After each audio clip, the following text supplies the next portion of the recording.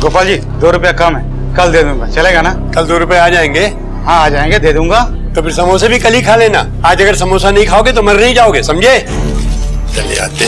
अरे 2 रुपया के लिए इतना बातें सुना रहे आप मुझे? अरे कल तू अगर बिना पैसे दिए हुए मर गया ना, तो फिर मुझे पैसा वसूलने के लिए तेरे घर में अगले जन्म में कुत्ता बन करके पैदा होना होगा। मैं नहीं कह रहा हूँ, बुजुर्ग लोग कह गए हैं। कागज भी मेरा खराब कर दिया। हाँ? कैसे आदमी है? हट, चल भाग।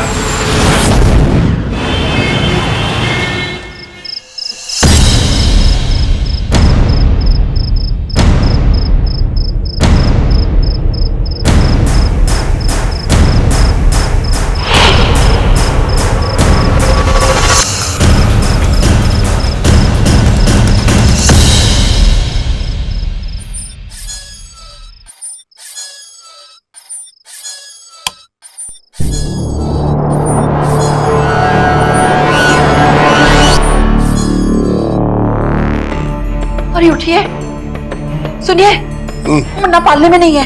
क्या? मुन्ना पालने में नहीं, देखिए। नहीं है? अरे देखो वहीं कहीं गिर गया होगा, उधर देखो। आप भी। अरे अमित, अमित। पकड़ो, पकड़ो।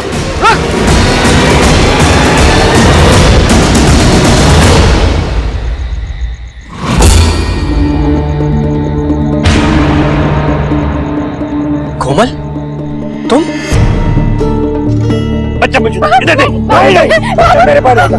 बच्चा मुझे दे। बाबूजी, बाबूजी, बाबूजी, बाबूजी, मुझसे मेरा बेटा मत छीनिए, प्लीज। मेरा बच्चा वापस दे दीजिए। ये फालतू की बातें बंद कर। मैं तेरा बच्चा कोई बाजार में बेचने नहीं जा रहा हूँ। अगर तुझे बच्चा चाहिए तो अपने बाप से कहे मेरी शर्त पूरी करे। जब तक पूरी शर्त नहीं होगी तब तक ये बच्चा मेरे पास जमा रहेगा, समझी तू? बाबूजी, मैं आपके पैर पड़ती हूँ, मुझसे मेरा बच्चा मत छीनिए। मत समझ कि तेरी इस हरकत में मैं तेरे पाँव नहीं तोड़ रहा हूँ, समझी? चल भाग यहाँ। तुम लोग यहीं खड़े रहोगे या अंदर भी चलोगे? मैं अंदर जाकर के बंद कर लूँ। चलो सब लोग अंदर। समर, बाबूजी। गोपाल के लिए पैसा खून से भी ज्यादा सुर्ख, गहरा और कीमती हो गया था, जिससे ज्यादा से ज्यादा बटोर लेने के पागलपन में अब वो हर रिश्ते की बोली लगाने लगा था, शर्तें रखने लगा था। और यही वजह थी कि उसके अपनों के दिल में भी हर बदलते पल के साथ उसके लिए नफरत बढ़ती जा रही थी।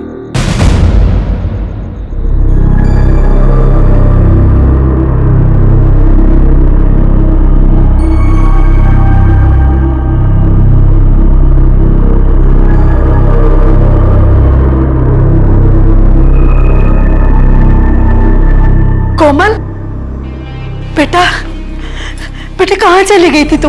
हाँ बोलना, कहाँ चली गई थी? कोमल, मैंने तुम्हें मना किया था ना, उस लिचड़ के पास मत जाना। कैसे न जाती, मेरा बच्चा उनके पास। ये अकल तुम्हें पहले नहीं आई? जब मैंने उस अनएजुकेटेड, अनकल्चर्ड घर के साथ कोई भी रिश्ता बनाने के लिए मना किया था। पापा, जो कुछ हो गया आप उसे बदल नहीं सकते। प्लीज, प्लीज उनकी सारी शर्तें मान लीजिए। नहीं, चाहे जो कुछ भी हो जाए, लेकिन उस घटिया गोपाल की एक भी शर्त नहीं मानूंगा मैं। और उसने ये जो प्रॉब्लम खड़ी की है ना, उसका कोई ना कोई तोड़ तो जरूर निकालूंगा मैं।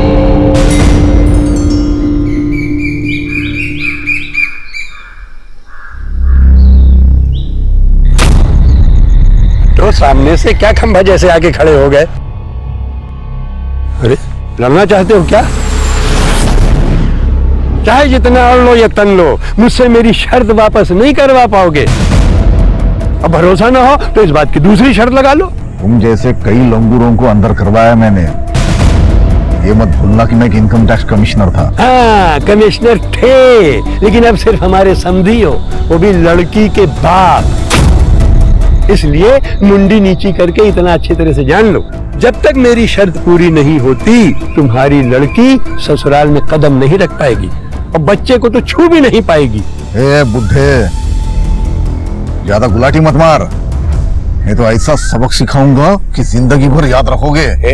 मेरा कुर्ता छोड़ो, फट जाएगा। अरे छोड़ो, बहुत महंगा कुर्ता है, फट जाएगा। कुर्ता तो क्या, तेरा बहुत कुछ कीमती सामान फाड़ डालेंगे हम। अब ये जो बेइज्जती की है ना, इसको 2 दूनी 4 और 4 दूनी 8 करके लौटाऊंगा, समझे? अब हटोगे या हटवाऊं?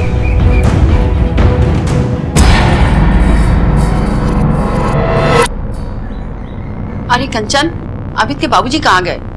कुछ पता है? हमको कुछ बताया नहीं अम्मा। अजीब बात है, आज तो दुकान का भी छुट्टी है और फिर भी चले गए और मोबाइल भी नहीं उठा रहे हैं।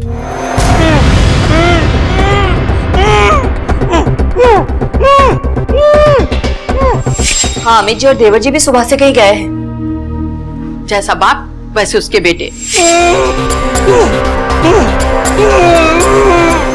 कहा नहीं आए हैं? अच्छा ठीक। हाँ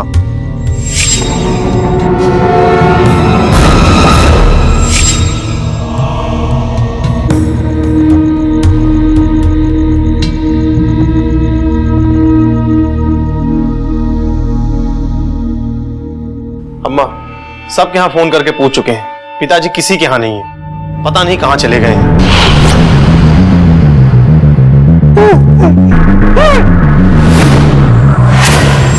भैया मुझे लगता है हमें पुलिस में रिपोर्ट करवानी चाहिए। कहीं ऐसा ना अम्मा उन्हें कुछ हो गया हो। पुलिस में रिपोर्ट तो दर्ज करवा देंगे, लेकिन पिताजी लौट के आने के बाद जब पूछेंगे कि पुलिस स्टेशन में आने जाने में कितना पैसा लुटवाया है, वो हिसाब किताब तुम दोगे?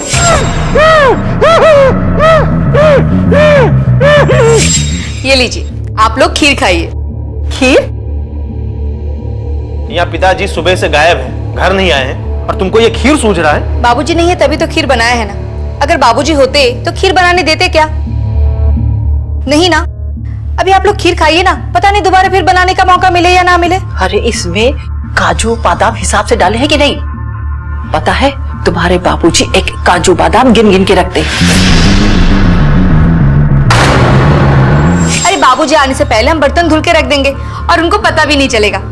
अभी अगर बाबूजी आ गए ना तो पता नहीं किस किस के जेब खर्च से पैसे काट लेंगे। चलिए सब मिलके हम खीर खाते हैं। अक्सर अपराध के पीछे 3 कारण होते हैं: संबंधों की उलझन, अहम और अहंकार में लिपटी बदले की भावनाएं, या फिर सब कुछ पाने, हासिल कर लेने का लालच और लोभ से भरी आतुरता। कानपुर शहर में 7 अप्रैल 2014 की सुबह अपराध का जो नया चेहरा सामने आया वो बेहद खौफनाक ही नहीं बल्कि हैरान कर देने वाला था। एक रेस्टोरेंट के मालिक की हत्या जहां कई सवालों के साथ सर उठाए खड़ी थी, वही खामोशी से ये बात भी बता रही थी कि इस बर्बर हत्या के पीछे ऐसा कुछ तो जरूर था जो नफरत से सड़कर बेहद कड़वा और जहरीला बन चुका था।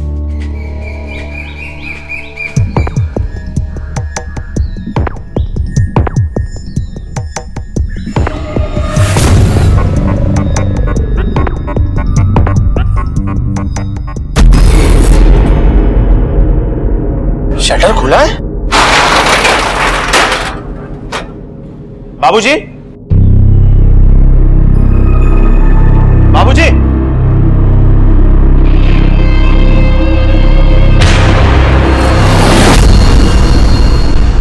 बाबूजी, बाबूजी, बाबूजी, बाबूजी, बाबूजी, पुलिस!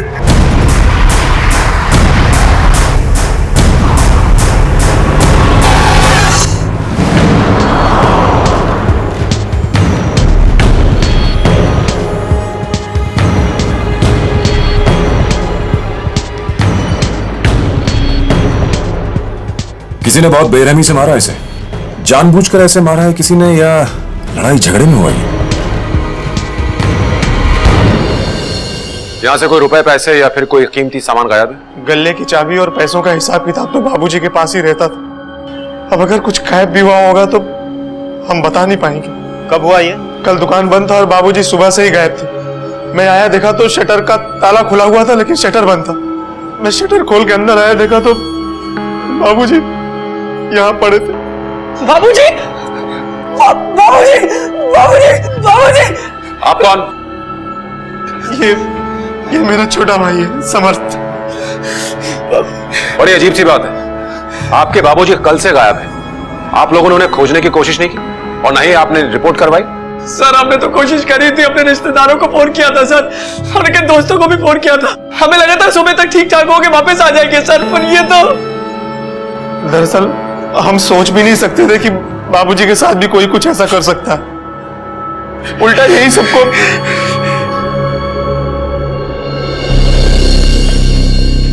कल तुम लोगों में से कौन कौन आया था? सर कल दुकान बंद था। कोई सामान चोरी हुआ यहाँ से? नहीं सर। देखिए, फिलहाल आप लोगों में से बिना पुलिस को इन्फॉर्म किए शहर से कोई नहीं जाएगा। जा, लाश को पोस्टमार्टम के लिए भेजो। Yes sir. सर, उस एरिया में जाकर पूछताछ की तो पता चला कि कुछ लोगों ने कल सुबह गोपाल जी को अपने दुकान के अंदर जाते हुए देखा था, मगर वो अकेले ही थे। इसका मतलब तो ये हुआ कि उस दुकान में पहले से कोई मौजूद था।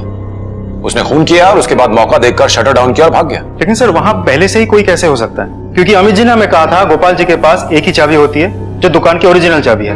तो ऐसा भी हो सकता है कि गोपाल जी के बाद वहां कोई आया हो। चलो चलकर देखते हैं कि कौन उनसे इतनी नफरत करता।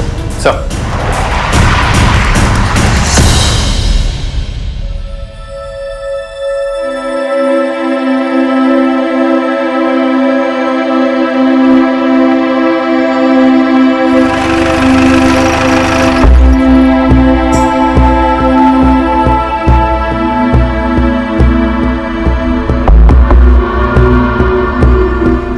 सर, आप लोग इस समय यहां पर? आपको जरूरी पूछताछ करनी थी इसलिए। अच्छा, ये बताइए कि आपके बाबूजी की किसी से कोई दुश्मनी तो नहीं थी? नहीं सर, हमारे पिताजी की किसी से कोई दुश्मनी नहीं थी। वो बहुत अच्छे इंसान थे। नहीं अंकल, दादाजी अच्छे नहीं थे। ऐसे नहीं बोलते ना। वो क्या है ना सर, बच्चा है, हर बात को दिल पे ले लेता है। हमारे बाबूजी बहुत ही अच्छे इंसान थे, बस थोड़े कंजूस टाइप के थे। वो एक दिन क्या हुआ कि दादाजी हमको भी ये एप्पल दो ना। एप्पल अभी लो बेटा, लो। लो, ये लो। पर ये तो सिर्फ छिलका है, हमको वो एप्पल दो ना जो आपके हाथ में है। अरे बेटे, एप्पल का असली विटामिन तो छिलके में ही होता है, जिससे खूब ताकत आती है। लो, पूरा खा लो, जाओ। तो आप ये छिलका खा लो ना, हमको वो एप्पल दो। उससे बहस करता है? एक झापड़ दूंगा तो अकल ठिकाने आ जाएगी। भाग यहाँ से।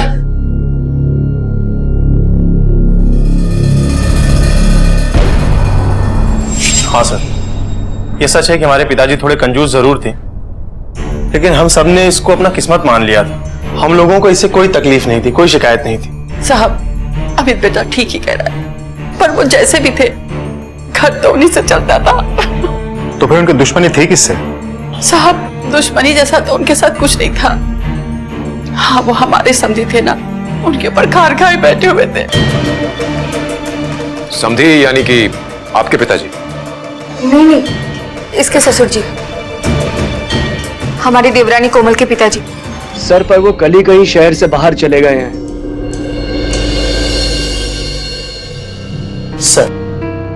सर एक पोस्टमार्टम रिपोर्ट है।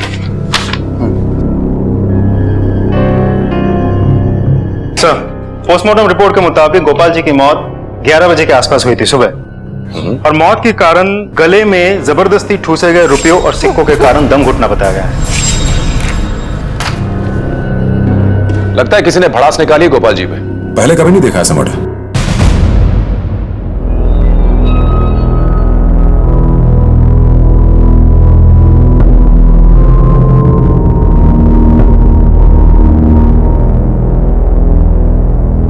माँ, अरे बेटा तू। आप लोग यहाँ पर? हाँ पापा, अब हम यहीं रहेंगे। क्यों? गोपाल तो मर गया, अब क्या प्रॉब्लम है उस घर में? अंकल, वो भैया ने दुकान पर और घर पर सब चीजों पर कब्जा कर लिया है। अरे कौन तेल में बनाया है जलेबी? कितनी बार बोला है कि पुराने तेल और चाशनी में जलेबी बनाया कर। हाँ, समझ में नहीं आता है तुमको? सरो तेल इस्तेमाल करेंगे तो लोग बीमार पड़ जाएंगे। चुप! तुमको पगार कौन देता है? हम ना। तो हमारी बात सुन, उन लोगों की बात काहे सुनता है? अभी इसको ले जा, पैक कर और घर भिजवा दे मेरे पत्नी के हाथ में, ठीक है? और वही पुराने तेल और चाशनी में नई जलेबी बना। चल घर भिजवा इसको। तुम्हारे भाई ने कब्जा कर लिया और तुम मेरे घर पर कब्जा करना चाहते हो? नहीं अंकल, ऐसा नहीं पापा, ऐसी बात नहीं है। बस कुछ ही दिनों के लिए, जब तक इनकी नौकरी नहीं लग जाती। इसे जमाई बनाना मेरी मजबूरी थी, लेकिन घर जमाई हरगिज नहीं। पर पापा, ऐसे में हम लोग जाएं कहाँ? ठीक है, अगर ऐसी बात है तो तुम यहां पे रुको, लेकिन एक शर्त पर। 1 महीने की मोहलत देता हूं। 1 महीने के अंदर अपने रहने के लिए दूसरा ठिकाना खोज लेना।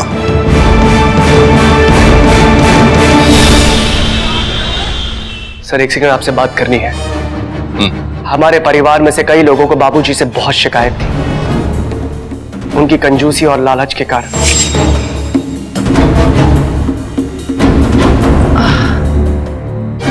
गठिया के कारण जमीन में बैठना बड़ा मुश्किल हो गया है। अरे कम से कम डाइनिंग टेबल खरीद लिए होते तो कम से कम खाना तो आसानी से खा सकते थे। अरे बैठ के नहीं खा सकती हो तो खड़ी होकर के खा लिया करो।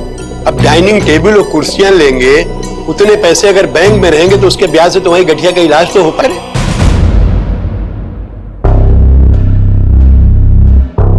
बहू रानी, आजकल तुम्हारी उंगलियों में गठिया हो गया क्या? नहीं तो बाबूजी। तो फिर दाल में ज्यादा घी कैसे गिर गया? गिरा नहीं है बाबूजी, हमने डाला है। वो क्या है ना, आप इतना मेहनत करते हैं तो हमने सोचा घी खाएंगे तो आपको शक्ति मिलेगी। अच्छा, तो तुमने जानबूझ करके इतना घी डाला है। ठीक है, आज तुम्हारे जेब खर्च के भी 20 रुपए मैं अपने गले में डाल दूंगा, बस हिसाब बराबर। ऐसे क्यों बाबूजी? इसलिए कि गलती तुम्हारी और पैसा हमारा, ये नहीं चलेगा, समझी?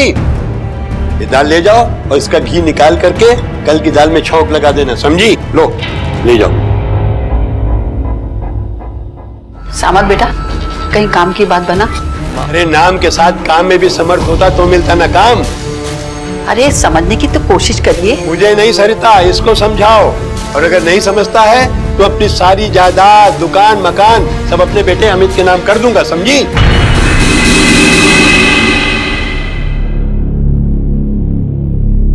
देवर जी, आप भी खाना खा लीजिए। नहीं भाभी, कुछ वक्त मुन्ने के साथ बिता ले। कंचन, आप ना हमसे बात मत करिए। जब भी हम आपकी बात सुनते हैं ना, सब काम गलत हो जाता है। अरे हुआ का? इतना जोर जोर से बोल रही हो, आंगन में सब बैठे, सुन लेंगे तो गजब हो जाएगा। क्या हुआ? आप ही ने तो कहा था उस बुड्ढे को घी पिला, बुड्ढा खुश हो जाएगा और खरीदारी के लिए पैसा देगा। उस बुड्ढे को तो घी चटवाने से अच्छा था मैं किसी सांप को दूध पिला देती। कंजूस कहीं का। आपको पता है हमारा मन क्या कर रहा है? का?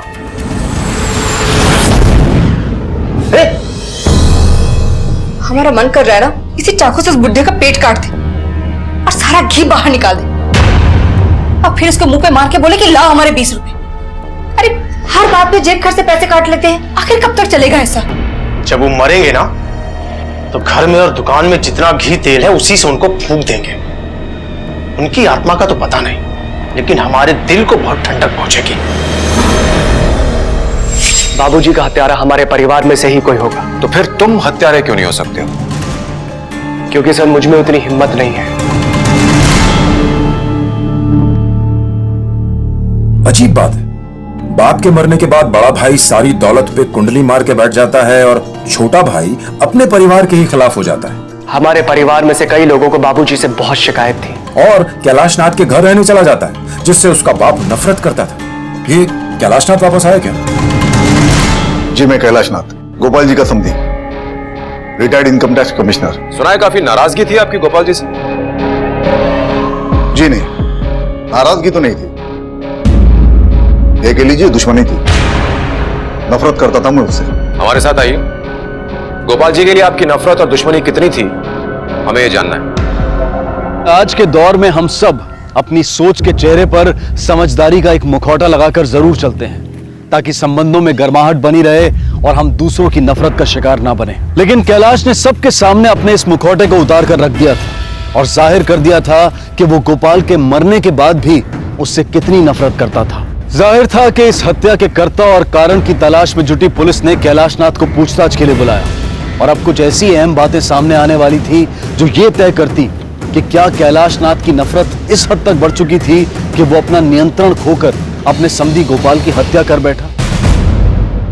ऐसा क्या कर दिया था उन्होंने कि आपकी रिश्तेदारी दुश्मनी में बदल गई थी? रिश्तेदारी गाय की, ये तो हमने समझौता कर लिया था अपनी बेटी की जिद के कारण, वरना ऐसे चिल्लर चोर को मुझ जैसा इनकम टैक्स कमिश्नर अपने सामने खड़ा भी ना होने दे। आप ही का वेट कर रहे थे। जी जी जी, आइए प्लीज कम।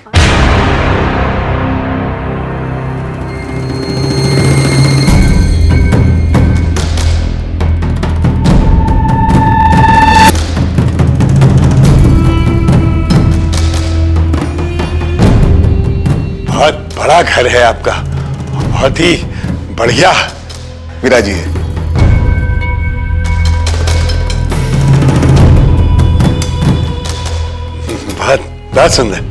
बहुत सुंदर है आपका घर। थैंक यू जी। अरे कविता, इनके खाने पीने का इंतजाम। अरे नहीं बहन जी, बस आपका घर देख के ही मेरा पेट भर गया। लगता है कैलाश जी ने अंडर द टेबल खूब मलाई चाटी है।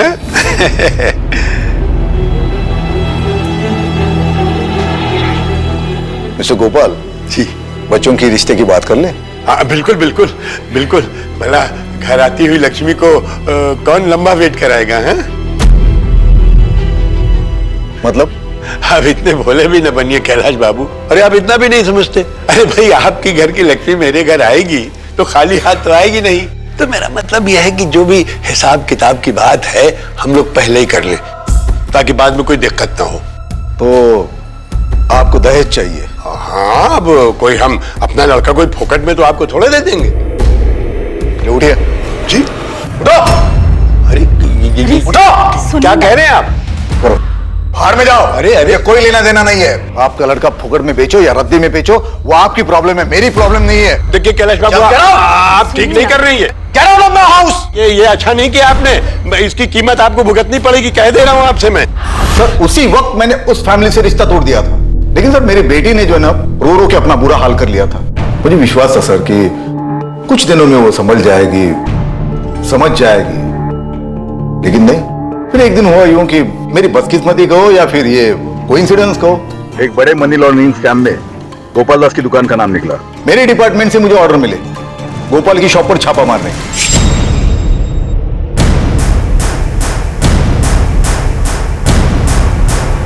चटा नीचे कर दो, एक लाइन में खड़े हो। लाइन में खड़े हो जाओ, एक लाइन में खड़े हो जाओ।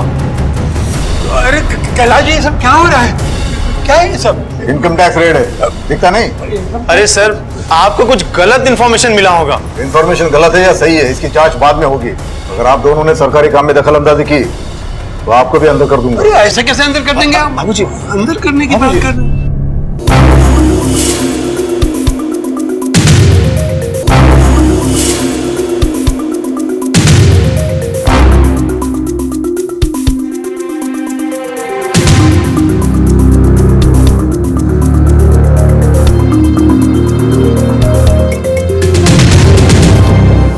अरुण, यादव। Yes sir.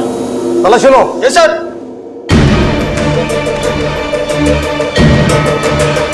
ये क्या है? सर ये देखिए, यहाँ भी मिला। बहुत सारे पैसे सर, ये तो मेरी मेहनत की कमाई है, मुझे दीजिए। देखता नहीं, शायद गिनने में कोई गलती हो गई। नहीं देखिए, आप मैं आपके हाथ जोड़ता हूँ। हम हिसाब किताब कर लेते हैं। देखिए, आप बहुत जुल्म कर रहे हैं मेरे ऊपर। सील कर दो सब कुछ। दरअसल गोपाल को यूं लगा कि वो छापा मैंने जानबूझकर मरवाया है, और एक दिन वो मेरे पास आया। देखिए कैलाश जी, ये मत समझिएगा कि जो छापा पड़ा है मैं उसके डर से आया हूँ। फिर किस लिए आए हो? दरअसल मेरे बेटे समर्थ ने अपना बुरा हाल बना रखा है। मुझसे अब उसकी परेशानी और नहीं देखी जाती, इसलिए मैं चाहता हूँ कि बिना किसी दान दहेज के आपकी बेटी को अपनी बहू बना लूं। इससे मेरी गलती भी सुधर जाएगी और एक परिवार भी बस जाएगा। लेकिन सर, मुझे समझ जाना चाहिए था कि 420 बूढ़ा पश्चाताप करने के लिए नहीं है मेरे खिलाफ। ये उसका एक पैंतरा था। कैसा पैंतरा? शादी के बाद हर बार छोटा मोटा बहाना बना के वो दहेज लिया करता था। तो फिर आपने पुलिस कंप्लेंट क्यों नहीं लिखवाई? सर देखिए, एक ही बेटी मेरी, पैसों की लालच में ये बूढ़ा कहीं उसका घर न तोड़ दे, इस डर से मैंने उसकी हर बात मान ली। लेकिन सर, इसी वजह से उसका कॉन्फिडेंस बढ़ गया। हर छोटी मोटी बात पर वो शर्त रखने लगा। जैसे इनकम टैक्स न देने पर तुम्हारे पिताजी ने मेरी दुकान के बाहर बड़ा सा ताला लटकवा दिया था, वैसे ही जब तक तुम अपने पिताजी से 20 लाख रुपए ससुराल टैक्स के लेकर के नहीं आ जाती हो, तब तक तुम्हारे लिए भी इस घर के दरवाजे पर उतना ही बड़ा ताला लटका हुआ मिलेगा तुम्हें। बाबूजी, मैं उन्हें बता दूंगी, पर अभी तो मुझे अंदर जाने दीजिए। जाओ जाओ, पैसे लेके आओ, तब बात करना। जाओ अभी ले। बाबूजी नहीं, नहीं बाबूजी सुनिए। ना ना ना, पैसे लेके आओ, पैसे लेके आओ। बाबूजी, मेरा बच्चा भूख है। अगर आपने उस दिन पुलिस में रिपोर्ट लिखवाई होती तो आज हमें यह नहीं कहना पड़ता कि उनकी हत्या कराने की आपके पास कोई ठोस वजह मौजूद है। कहीं तुमने अपनी दुश्मनी तो नहीं निकाली? आपकी बात बिल्कुल सही है सर, लेकिन मुझे अफसोस रहेगा कि उस लालची दुकानदार का हत्यारा मैं नहीं हूँ। आपके उनसे आखिरी बात कब हुई थी? उस दिन मैं उसे मिलने गया था, लेकिन बात नहीं बनी। फिर उस दिन करीब 10 बजे उसने मुझे मिस कॉल दिया था। मिस कॉल इसलिए कि ताकि उसके पैसे खर्च न हो। मैंने कॉल बैक नहीं किया। उस दिन तुम कहां थे? मैं मेरे घर पे था। ठीक है, आप जा सकते हैं।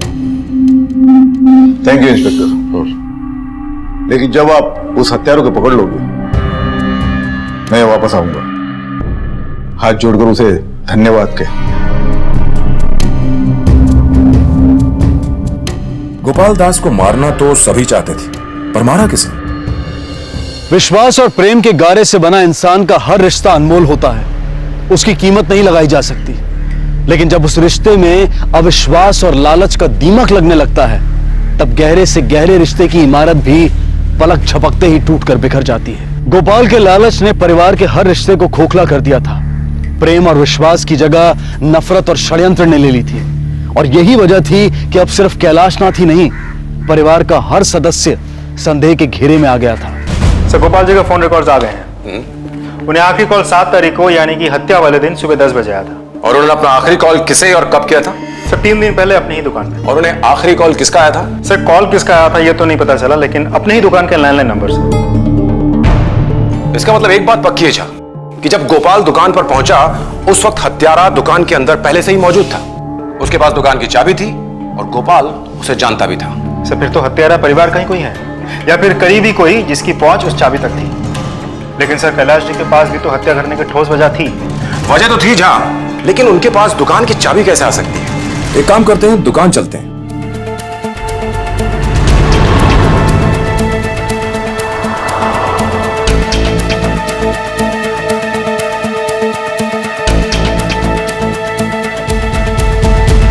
लगता है पिताजी की मौत के बाद काम काफी बढ़ गया। सर, अब हम घर के बड़े बेटे हैं, तो बाबूजी के जाने के बाद हमारी जिम्मेदारी तो थोड़ी बढ़ ही जाती है ना। कहीं ऐसा तो नहीं कि जिम्मेदारी के पीछे आपके पिताजी की कोई वसीयत हो? सर, हमारे पिताजी का कत्ल हुआ है। आप असली कातिल को ढूंढने के बजाय हमारे घर वालों पर शक कर रहे हैं। अमित जी, पुलिस का काम है जांच करना और शक करना, और आपका कर्तव्य बनता है कि हमारी जांच में हमारा सहयोग करें। बताइए, हम क्या सहयोग करें? अपनी दुकान की ओरिजिनल चाबी दीजिए। जी? जी हाँ, ये हो सकता है अब वो चाबी ही इस हत्या के रहस्य का ताला खोल दे। लाइए। लीजिए।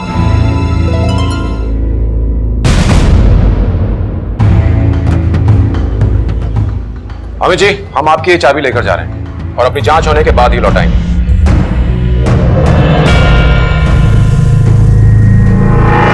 पुलिस को अब सिर्फ उस डुप्लीकेट चाबी बनाने वाले की तलाश थी, और उन्हें उम्मीद थी कि उसके बाद अपराधी बच नहीं सकेगा। लेकिन सवाल यह था कि क्या पुलिस को वो चाबी मिल जाएगी, या फिर वो चाबी उन्हें एक बार फिर से उलझा कर रख देगी।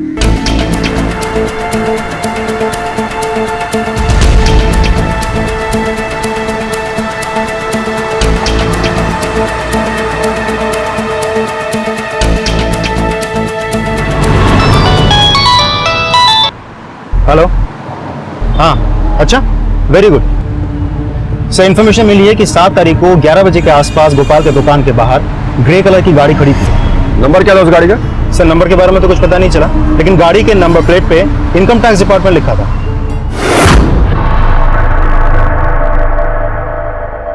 ग्रे कलर की कार जिसके ऊपर इनकम टैक्स डिपार्टमेंट लिखा हुआ है, वो गाड़ी आप ही की है ना? वो मेरी थी, अब है नहीं। अच्छा, तो अब ये भी बता दीजिए कि वो गाड़ी अब किसकी है? गोपाल। और ये कब और क्यों हुआ? मैंने कहा आपको खास मुबारकबाद दे दूं कि मेरे बेटे ने आपको नाना बना दिया। बेटा समर्थ। जी मम्मी जी। अब मुन्ना को लेके घर आना। हाँ? अरे सिर्फ समर्थ ही क्यों, आप सभी लोग आइएगा, मिलके पार्टी करते हैं। हाँ, ये बात तो समझी ने बिल्कुल ठीक कही, हम लोग सब इकट्ठे आएंगे। क्या है समझे साहब कि आपको तो पता है कि मेरे पास सिर्फ एक स्कूटर है, वो भी पुराना सा। पास तो 2-2 गाड़ियां हैं, एक गाड़ी अगर आप मुझे दे दे तो मतलब ये कि अब तो महीने में 1-2 बार आना जाना लगा रहेगा ना। और इस तरह वो मुझे ब्लैकमेल करने में कामयाब हो गया। उस दिन के बाद वो कार उसी के पास थी। ठीक है, फिलहाल तो हम जा रहे हैं, लेकिन हमारा मिलना शायद जल्दी हो।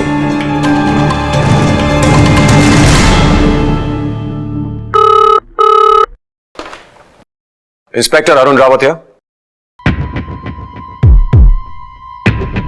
ठीक है, हम थोड़ी देर में पहुंच रहे हैं।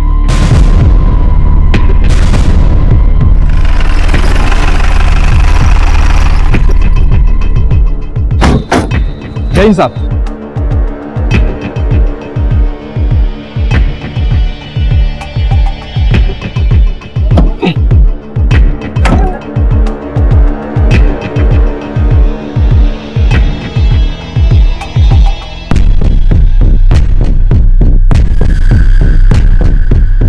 ये तो कैलाशनाथ का आईडी है। जी सर।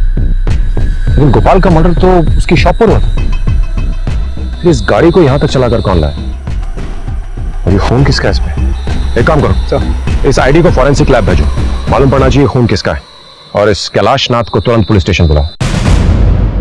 सर, मेरी कार के बारे में मैं पहले ही आपसे कह चुका हूँ। रही बात मेरे आधार कार्ड की, वो तो कुछ दिन पहले गुम हो गया। मुझे तो लगता है कोई मुझे फंसाने की कोशिश कर रहा है। अक्सर जब सबूत अपराधी को घेरने लगते हैं, हर अपराधी यही कहता है कि मुझे फंसाया जा रहा है। खैर, अब आप ये भी बता दीजिए कि आपका वो आईडी कब और कहां खोया था? Sir 1 minute. ये सर, गाड़ी में आई कार्ड पे जो खून लगा हुआ था वो इंसान का नहीं था। इंसान का नहीं था? मतलब? सर, मुर्गे का खून था। मुर्गे का खून? इसका मतलब ये कैलाशनाथ सच बोल रहा है, इसे जानबूझकर फंसाया जा रहा है। अच्छा, उस डुप्लीकेट चाबी के बारे में कुछ पता चला? सर, अभी तक तो कुछ पता नहीं चला, लेकिन कोशिश जारी है।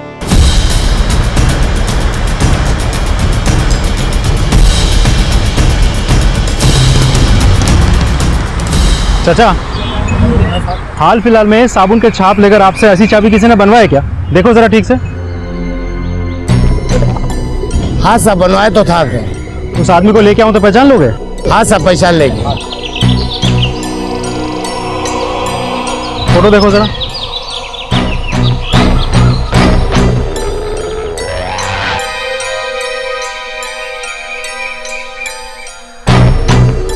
हाँ साहब, पहचान आई आदमी। ये आदमी? हाँ, ये आदमी।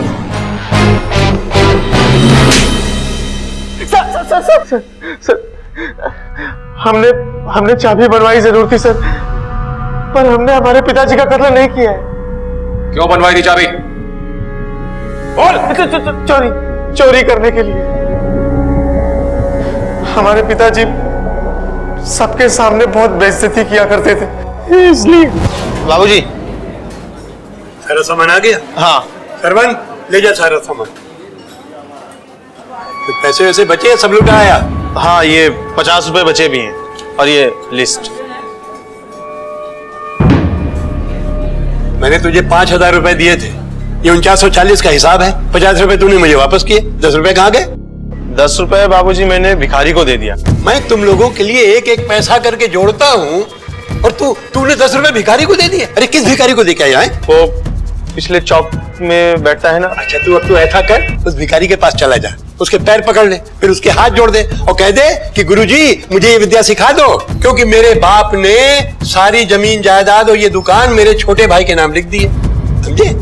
अरे कल तू देखना, बीच पे बैठेगा, कोई 10 रुपए भी नहीं देगा तुझे। बाबूजी, गलती हो गई। तेरी पॉकेट मनी में 10 रुपए कट। देते ही कितना है जो 10 रुपए कट? अरे जो भी देते हैं बहुत देते हैं। जाके अपना काम कर। सारे वर्कर के सामने बहुत बेइज्जती करते थे हमारी। बाबूजी, 300 रुपए मिलेंगे क्या? 300 रुपए? कुछ काम है। ठीक है। सरवन, इधर तो आ। जी शेठ जी। ये अपना टेबल साफ करने वाला कपड़ा इसे दे दे। क्यों शेठ जी? आज से तेरा काम ये करेगा। ये क्या कह रहे हैं बाबूजी आप? तुझे 300 रुपए चाहिए ना, और उसी का जुगाड़ कर रहा हूँ। मैं समझा नहीं। अरे समझदार होगा तब समझेगा ना। भाई वो क्या है कि तुझे 300 रुपए चाहिए, कि तू मेहनत करेगा वेटर की तरह से, तो तुझे ग्राहक लोग टिप देंगे और टिप में 300 क्या 300 से ज्यादा जमा हो जाएंगे और मुझे भी 300 रुपए नहीं देने पड़ेंगे। चाहिए तुझे 300 रुपए? नहीं। उसके बाद क्या हुआ मैं तुम्हें बताता हूं। जब तुम अपनी दुकान से पैसे चुरा रहे थे तुम्हारे बाबूजी वहां पहुंच गए और तुमने घबरा करके उनका कत्ल कर दिया। उसके बाद वहां से गाड़ी लेकर के फरार हो गए। नहीं सर, ये बिल्कुल सच नहीं है सर। हम ताला खोलकर अंदर गए, बहुत ढूंढा मगर पैसे मिले ही नहीं। बाबूजी ने पता नहीं कहां छुपा कर रखे थे, इसलिए हम दुकान में ताला बंद करके और वहां से चले गए। इसे लॉकअप में डालो, बाकी पूछताछ हम वही करें। Yes sir. सर हम सच कह रहे हैं। सर, उस गाड़ी के बारे में पता चल गया। मर्डर के एक दिन पहले तक वो किसी वर्कशॉप में थी। कौन से वर्कशॉप में?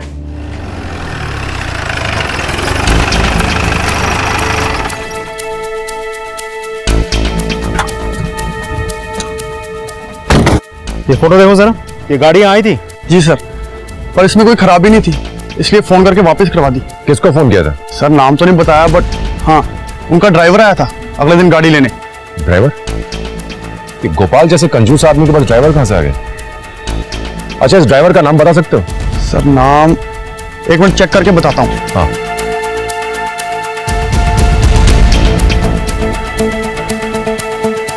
सर राजू दुबे नाम था उसका। राजू दुबे? तुम्हारा साहब कौन है?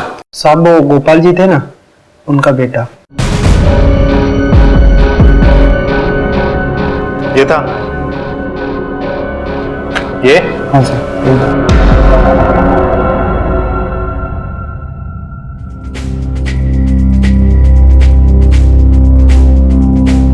अरे समर, इंटरव्यू कैसा हुआ आपका? इंटरव्यू तो अच्छा हुआ, मगर इतने सारे लोग सिफारिश लेकर आए हुए थे। तुम अपने पापा से बोल के अगर रेकमेंड करवा दो तो शायद काम बन जाए।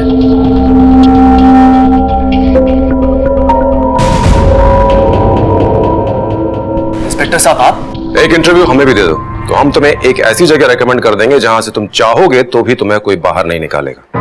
मैं कुछ समझा नहीं। तुम्हें अपने पिता गोपाल की हत्या के आरोप में और कानून को धोखा देने के आरोप में गिरफ्तार किया जाता है। नहीं सर, मुझे अपने लालची और कंजूस बाप से पैसे नहीं चाहिए थे। फिर क्यों मारा अपने बाप को? शांति और सुकून से जीना चाहता था मैं, बिना किसी शर्त के। अगर तुझे बच्चा चाहिए तो अपने बाप से कह मेरी शर्त पूरी करे। उस घटिया गोपाल की एक भी शर्त नहीं मानूंगा मैं। तुम यहाँ पे रुको, लेकिन एक शर्त पर, 1 महीने के अंदर अपने रहने के लिए दूसरा ठिकाना खोज लेना। मुझसे मेरी शर्त वापस नहीं करवा पाओगे? अब भरोसा ना हो तो इस बात की दूसरी शर्त लगा लो। तंग आ गया था दोनों पुट्ठों की लड़ाई से, उनकी शर्तों से। मैंने प्लान बनाया, एक सांप को मारकर दूसरे सांप को फंसा देता, सारा खेल ही खत्म हो जाएगा। फिर मैंने कैलाश जी का आईडी चुरा ली ताकि उन्हें फंसा सकूं, और फिर उस गार्ड पर मुर्गे का खून लगाकर उसकी गाड़ी में फेंक दिया ताकि सारा शक उस पर जाए। मुझे पता चल गया था कि अमित भैया ने एक और डुप्लीकेट चाबी बनवा रखी है। उसी चीज का मैंने फायदा उठाया। बाबूजी और कैलाश जी की तो लड़ाई चल ही रही थी और गाड़ी भी कैलाश जी के नाम पर थी, तो मैंने सोचा उन्हें फंसा दूंगा और खुद बच जाऊंगा। और अपराधी यही सोचता है कि वो अपराध करने के बाद कानून से साफ साफ बच जाएगा, लेकिन वो ये भूल जाता है कि पुलिस अपराध के दाग खोजते खोजते उन तक पहुंच जाती है ताकि समाज को साफ सुथरा रख सके। याद रखें, लालच एक ऐसी प्यास है जिसे आप जितना बुझाने की कोशिश करेंगे ये उतनी ही और लगती जाएगी। गोपाल का लालच भी एक ऐसी ही प्यास थी जिसने उसके साथ साथ उसके घर परिवार का सुख चैन भी छीन लिया। ज्यादा पैसा बटोरने के लालच में उसके द्वारा लगाई गई शर्तों ने न सिर्फ उसकी जान ले ली बल्कि परिवार के कई और लोगों की जिंदगियां भी बर्बाद कर दी। आज उसका अपना ही बेटा उसका हत्यारा बनकर जेल की सलाखों के पीछे पहुंच गया है। कोमल से उसका पति जुदा हो गया और उसके बेटे से उसका पिता। याद रखें, सुख से जीने की सिर्फ एक ही शर्त है और वो है संतोष। संतोष वो अवस्था है जिसमें हम अपने पास जो कुछ भी है उसमें खुश रहने की कोशिश करते हैं। वो सिर्फ संतोष ही है जिससे हम अपने लालच, अपने लोभ पर काबू पा सकते हैं। इसी विचार के साथ मैं अनूप सोनी अब आपसे विदा लेता हूं। फिर मुलाकात होगी अगले एपिसोड में और खुलासा करेंगे एक और जुर्म का। तब तक अपना और अपने परिवार का ख्याल रखें और देखते रहें क्राइम पेट्रोल डायल 100। सबक एक को, सीख हम सबको। जय हिंद।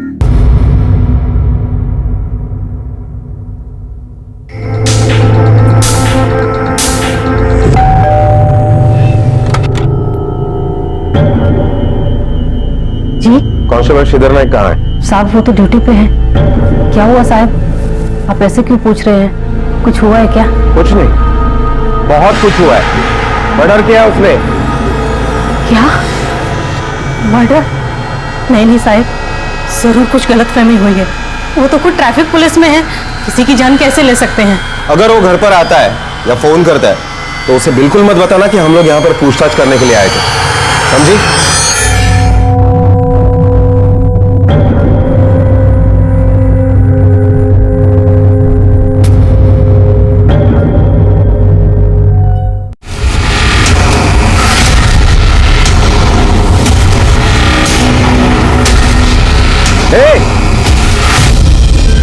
कौन है ये? क्या चल रहा है यहाँ पे? बाहर निकल। क्या लफड़ा चल रहा है? अरे सर, लफड़ा कोई नहीं है, बाइको है मेरी, हस्बैंड एंड वाइफ है हम लोग। अरे सर वो छोड़ो ना, 500 रुपये रख लो, आधे घंटे में निकल जाएंगे हम लोग। इधर देखने नहीं मांगता मेरे को। ठीक है सर, थैंक यू सर। क्या बोल रहा था वो? क्या बोलेगा, पैसे चाहता था। वैसे 500 रुपए में बहुत महंगा नहीं है वो। अरे अब वो नहीं आएगा।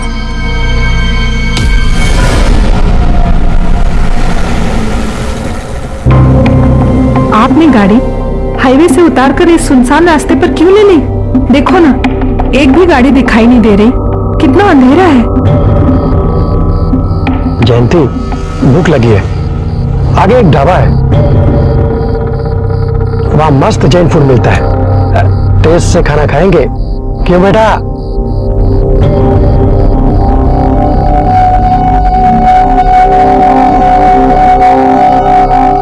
क्या हुआ? अरे ये हेडलाइट कैसे ऑफ हो गया? लगता है हेडलाइट का फ्यूज उड़ गया है, चेंज करना पड़ेगा।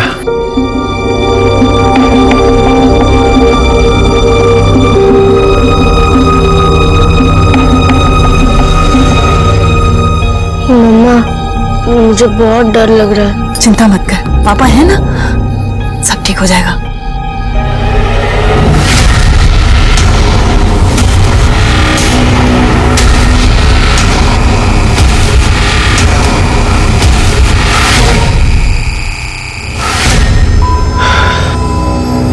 अच्छा हुआ साहब आप आ गए। देखिए ना, अंधेरे रास्ते में हेडलाइट फ्यूज हो गया।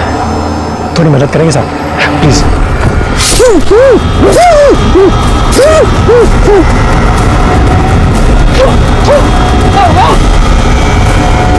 परेश, परेश, परेश, ठीक हुआ क्या? कुछ तो बोलो परेश।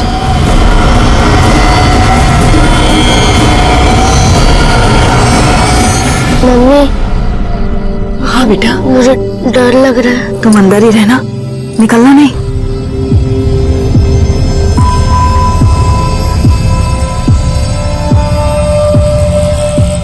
परेश कहाँ गए? परेश, परेश, कहाँ देखूं मैं? परेश,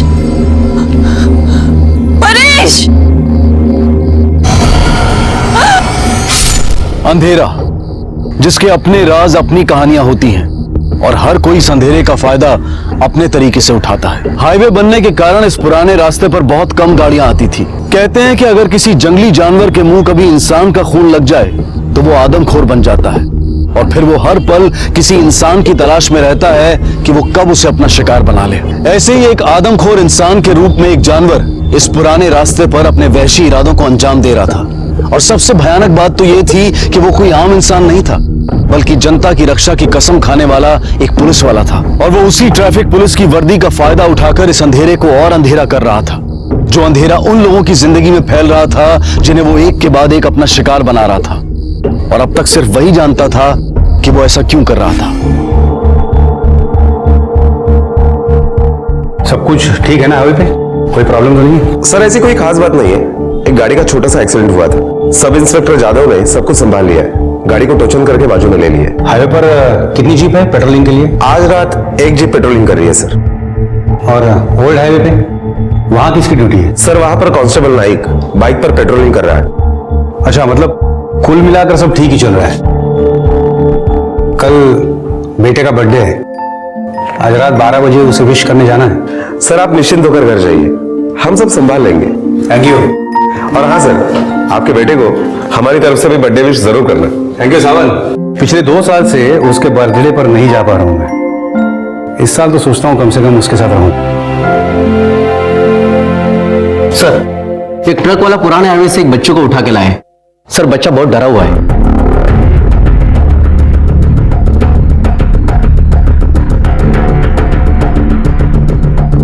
क्या हुआ पुराने रास्ते पर?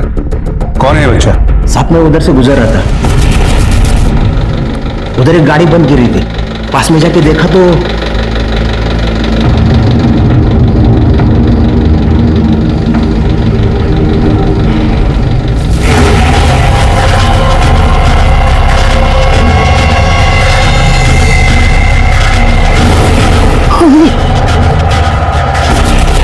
शायद इसके माँ बाप है। बहुत बेरहमी से मारा साहब। सावन, तू इसको लेके स्पॉट पे जाओ, मैं बच्चे से बात करके तुमको ज्वाइन करता हूँ। ओके सर, चलो।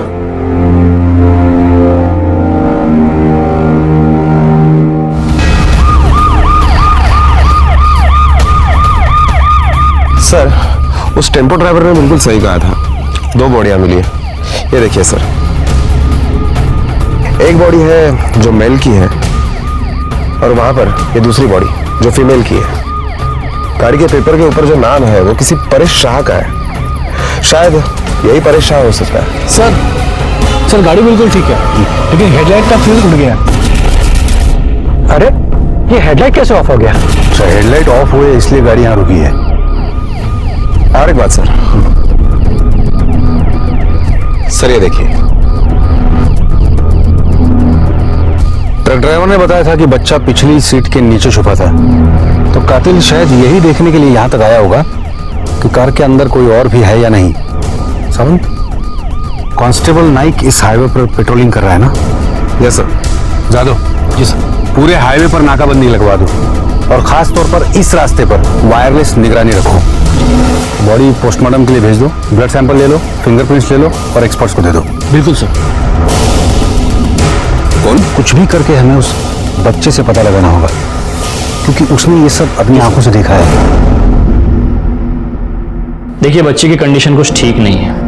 मैंने उसे कुछ मेडिसिन दी है जिससे वो नॉर्मल हो सकता है, लेकिन इस हालत में आपको उससे पूछताछ नहीं करनी चाहिए, वरना उसकी हालत और बिगड़ सकती है। सर, पुराने हाईवे पर एक और मर्डर हुआ है, और इस बार सिर्फ मर्डर नहीं, रेप भी हुआ है। एक रात में 2 सड़क हादसे। आज तक इस तरह की वारदात इस सड़क पर कभी नहीं हुई है। अब तक लग रहा था कि ये जो भी कोई कर रहा है पैसे के लिए कर रहा है, लेकिन नहीं, उसने रेप भी किया है। सावन, क्या लगता है तुम्हें, ये किसी एक ही आदमी का काम है या? सर, मुझे नहीं लगता कि ये किसी एक आदमी का काम है। सर, 12 बज गए हैं, तो आपको आपके बेटे को बर्थडे विश करना है। 2 साल से मिस कर रहा हूं सावंत, ये साल भी सही। अब तो उस बेचारे को आदत हो गई है।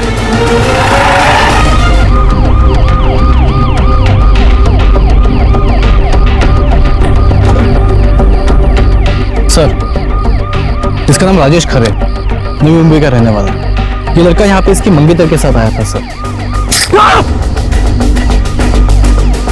इस लड़के का वॉलेट भी गायब है।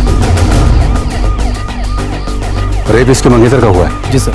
तुमने बात की थी उससे? नहीं सर, उस लड़की की हालत बहुत खराब थी। लेडी कांस्टेबल ने फर्स्ट एड देने के बाद मैंने उसे सिटी हॉस्पिटल शिफ्ट किया। इस गाड़ी में मुझे शादी का कार्ड मिला सर। उस कार्ड के हिसाब से इन दोनों की शादी अगले हफ्ते होने वाली थी। क्या नाम है उसका? कहाँ की रहने वाली है? उर्मिला जोशी नाम है सर, नवी मुंबई की है। उस लड़की का रेप करने के बाद उस खूनी ने उसकी चेन और रिंग दोनों छीन ली। ज्यादा एक काम करो। जी सर। हाईवे पर अपनी एक जीप पेट्रोलिंग पे है, उसे यहाँ लगवाओ। खोपोली पुलिस स्टेशन से एक्स्ट्रा मैन पावर मंगाओ, क्योंकि ये जो कोई भी कर रहा है मुझे नहीं लगता कि सुबह तक रुकेगा।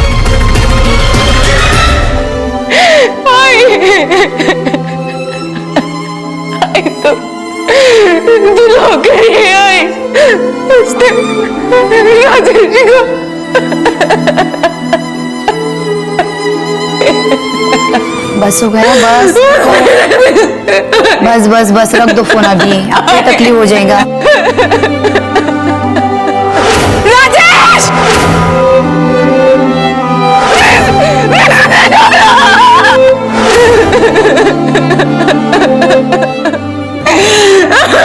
शांत हो जाओ, शांत हो जाओ।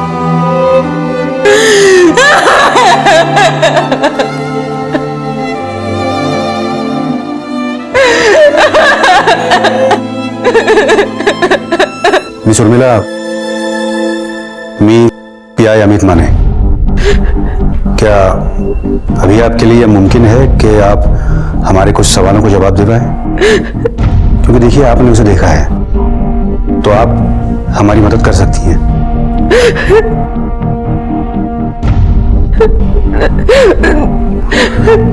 पाटिल मैडम, स्टेटमेंट लिहून घ्या। मिस उर्मिला, बताइए क्या हुआ था वहां पे? सर, राजेश मेरे होने वाले पति थे और हम खोपोली के पास जो ओल्ड हाईवे वहां पहुंचे तो मौसम बहुत अच्छा था। तो राजेश ने कहा कि तो थोड़ी देर यही रुकते हैं। वहां पे एक बाइक पे ट्रैफिक हवलदार आया। क्या चल रहा है यहाँ पे? बाहर निकल। क्या लफड़ा चल रहा है? 500 रुपए रख लो, आधे घंटे में निकल जाएंगे हम। Thank you sir.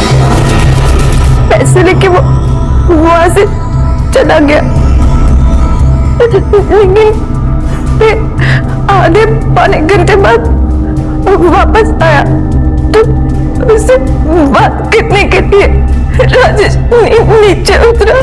अरे सर, क्या हुआ? 500 रुपए में 1 घंटा तो बनता ही है ना।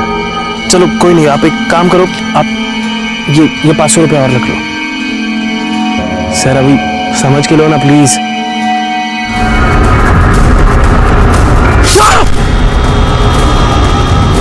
राजेश!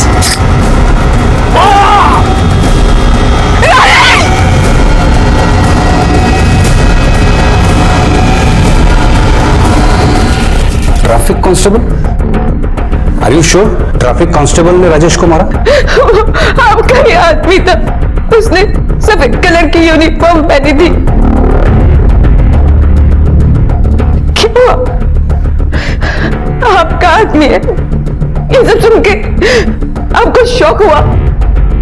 देखिए मिस उर्मिला, गुनहगार सिर्फ गुनहगार होता है, वो ना आपका होता है ना हमारा होता है, वो किसी का नहीं होता। लेकिन अगर ये काम हमारे ही किसी आदमी ने किया है तो मैं आपसे वादा करता हूं कि अगले 24 घंटे में मैं उसे पकड़कर आपके सामने खड़ा कर दूंगा।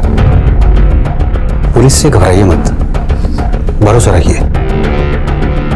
अच्छा अब ये बताइए, राजेश को मारने के बाद उसने क्या किया?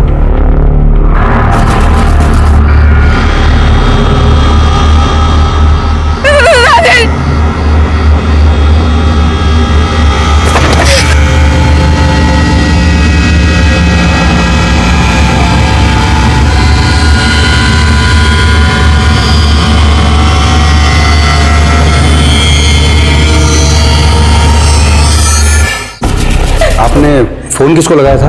मैंने अपनी आई को फोन लगाया था, मैं लगा नहीं। उसमें मुझे कुछ भी समझ में नहीं आता था, मैं बहुत डर गई थी।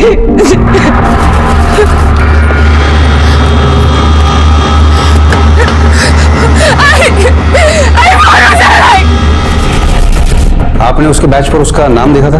कुछ ठीक से नहीं दिख रहा था, बहुत अंधेरा था और मैं उसका नाम भी नहीं देख पाया।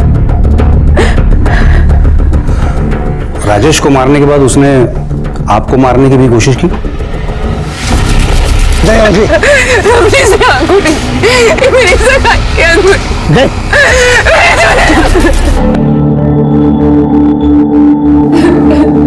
क्या अगर उस क्रिमिनल की फोटो में आपको दिखाऊं तो उसे पहचान पाएंगी? हाँ, बहुत अंधेरा था। लाइट के नाम पर सिर्फ गाड़ी की हेडलाइट थी और ऊपर से उसने हेलमेट भी पहन रखा था।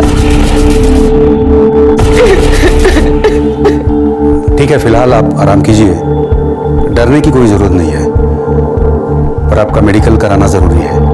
उसके बाद मैं अपने घर जा सकती हूँ? हाँ हाँ, बिल्कुल जा सकती हैं, लेकिन एक रिक्वेस्ट है, जाने से पहले अगर आप उसकी फोटो देख उसे पहचान पाई तो हमारा काम आसान हो जाएगा।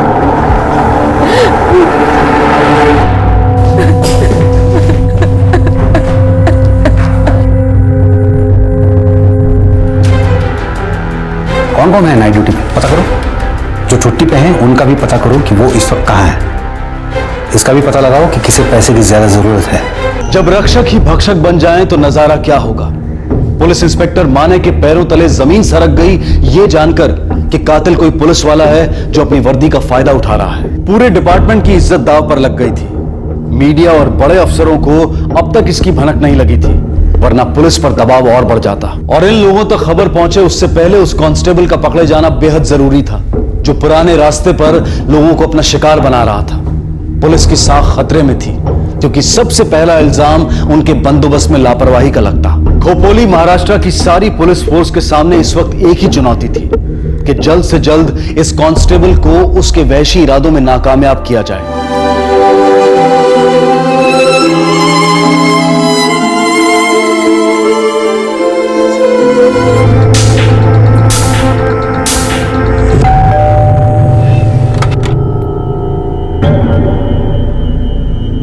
कांस्टेबल श्रीधर नायक कहाँ है? साहब वो तो ड्यूटी पे है।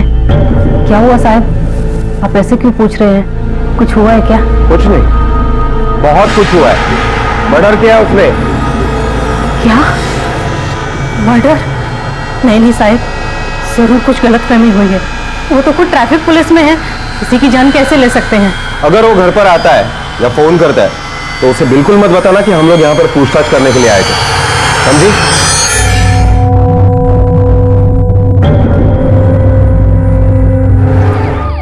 सर, कांस्टेबल नाइक की रिपोर्ट कुछ अच्छी नहीं है। उसने तकरीबन हर एक आदमी से कुछ ना कुछ तो उधार लिया है। तुमसे कितना पैसा लिया है? सर 12,000। सर, छोटा बड़ा सबका मिला के तकरीबन 91,000 रुपए का कर्जा है। मतलब पैसे की जरूरत है उसको, लेकिन ज्यादा उसने रेप भी किया है। जी सर। उसके पर्सनल लाइफ के बारे में कुछ, उसके बीवी के साथ उसका रिश्ता कैसा है? पता नहीं सर। किसी को मालूम है कुछ? सर, एक बार नशे में बड़बड़ा रहा था कि उसकी बीवी किसी काम की नहीं रही। क्या नशा करता है वो? दारू पी के ड्यूटी पे आता है? नहीं सर, दारू का तो लत नहीं था, लेकिन गांजे की बहुत बुरी आदत है उसकी। हाँ साहब, उसकी माँ की वजह से उनके सर में एक गांठ है, जिसके लिए डॉक्टर बोला ऑपरेशन करना पड़ेगा। उसके लिए 3 लाख रुपए खर्चा होगा। उसके लिए वो कल शाम को मेरे से झगड़ा भी किया। एक काम करते हैं, तुम्हारे पास जो गहने हैं ना, उससे कुछ इंतजाम हो सकता है। एक लोहे की कील तक नहीं दी शादी में, और अब मेरे गहने बिकवाना चाहते हो? देखना भी मत उनकी तरफ। तो मैं कहां से लाऊं इतने रुपए? एक काम करता हूं, मैं घर गिरवी रख देता हूं। अच्छा, फिर बच्चों को क्या मैं सड़क पे सुलाऊंगी? हर बात में तुम ना बोलती हो। अरे घर मेरा ही तो है, मैं चाहे जो कुछ भी करूं, और बच्चे भूखे नहीं मरे जा रहे हैं। पगार मिलती है मेरी। 12,000 रुपए को तुम पगार कहते हो? मेरी एक बात कान खोल कर सुन लो, तुम्हें अपनी माँ के लिए जो करना है करो, पर मैं अपने बच्चों के सर से ये छत नहीं छीनने दूंगी, समझे तुम? रख ले, गहने भी रख ले और ये घर भी रख ले, लेकिन मैं अपनी माँ का ऑपरेशन करा के ही रहूंगा, चाहे उसके लिए मुझे कुछ भी करना पड़े, चोरी डकैती, और जरूरत पड़ी ना तो मैं किसी का खून भी कर सकता हूं। ऑपरेशन कौन से हॉस्पिटल में होने वाला है? सिटी हॉस्पिटल साहब। ड्यूटी पर जाने के बाद उसका कोई कॉल आया था? नहीं साहब, ड्यूटी पे जाने के बाद उसका कोई फोन नहीं आया।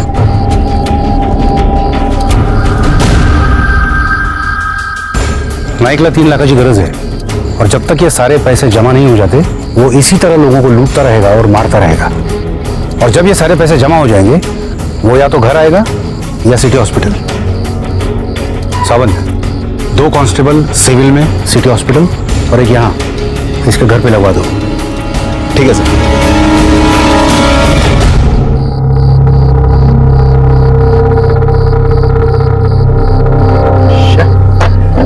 नेटवर्क भी नहीं आ रहा है।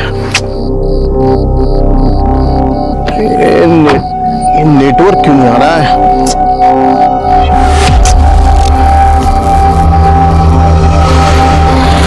साहब एक मिनट, यहाँ आसपास कोई ढाबा वगैरह मिलेगा क्या? एक काम कर, मेरे पीछे पीछे। थैंक यू सर, नहीं तो भूख के मारे में मर जाता।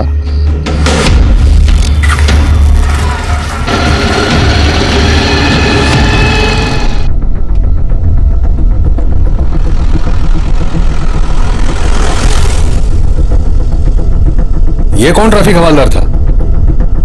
सर, और 3 कांस्टेबल को बाइक पर पेट्रोलिंग के लिए लगा दिया है। कामड़े, राणे या मेमाने, इन तीनों में से कोई एक होगा। नहीं, ये उन तीनों में से नहीं था। इसने ना हाथ दिखाया ना अपनी गाड़ी को देख के कोई अटेंशन दिया। गाड़ी मोड़ो जल्दी।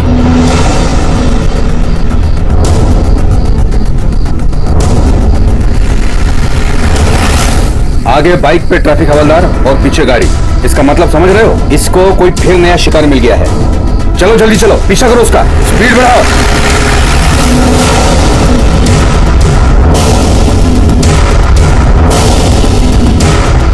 सर, आगे कोई गाड़ी दिखाई नहीं दे रही। 1 मिनट, गाड़ी रोको। पीछे हमने कोई राइट या लेफ्ट टर्न मिस तो नहीं कर दिया? सर, एक लेफ्ट टर्न था पीछे। गाड़ी घुमाओ जल्दी।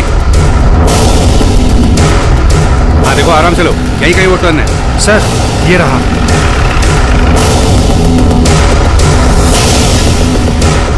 सर, हो रही गाड़ी। नाइक, जहां कहीं भी हो बाहर निकल आओ।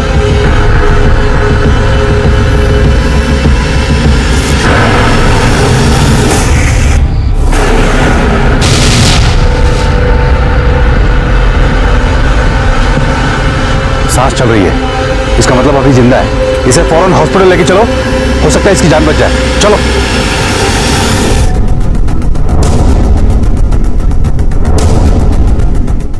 डॉक्टर, कोशिश करना कि ये बच जाए, और जैसे इसे होश आए हमें इन्फॉर्म कर देना।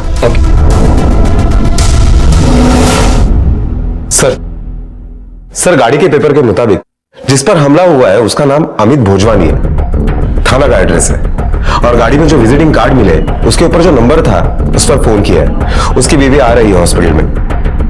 इसका बचना बहुत जरूरी है हमारे लिए, क्योंकि नाइक के खिलाफ इसकी गवाही हमारे लिए बहुत मददगार साबित होने वाली है। सर, लेकिन एक बात मेरे समझ में नहीं आ रही है। उर्मिला ने कहा कि राजेश ने उसे पैसे दे दिए थे, फिर वो वापस क्यों आया और उसने राजेश को मारा क्यों? क्योंकि नाइक को 500 नहीं 3 लाख चाहिए। उसने जब 500 रुपए की नोट लेते वक्त वो वॉलेट देखा होगा, उसके मन में लालच आ गया होगा, और उसकी अहमियत उसे बाद में समझ आई होगी। ऐसा लग रहा है कि नाइक को किसी का डर ही नहीं रह गया। अब तो उसे पकड़ना हमारे लिए बहुत ज्यादा जरूरी हो गया है, क्योंकि वो अब कुछ भी करने से नहीं डरेगा। ये अपनी माँ के लिए कर रहा है ना सब, तब तो यहां जरूर आएगा वो।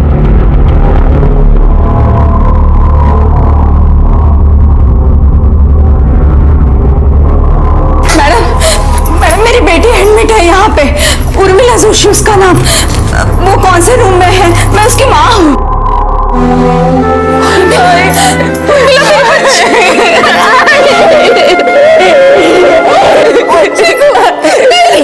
अगर कोई खबर मिलती है तो तुरंत मुझे फोन करना।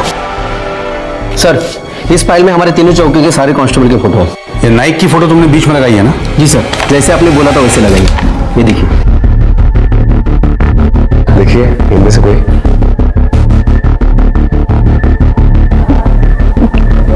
नहीं। इनमें से कोई?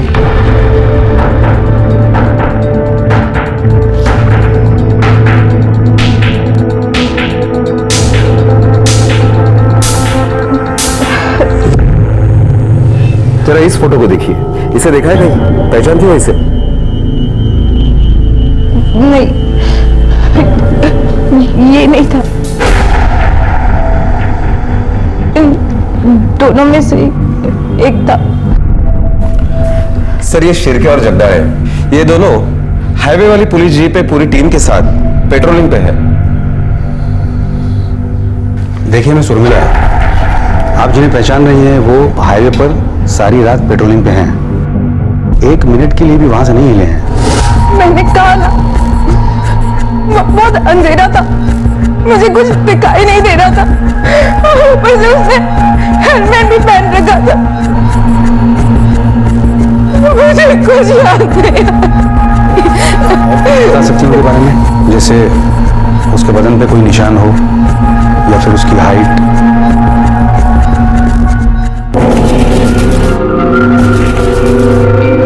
शायद उसकी हाइट 5, 8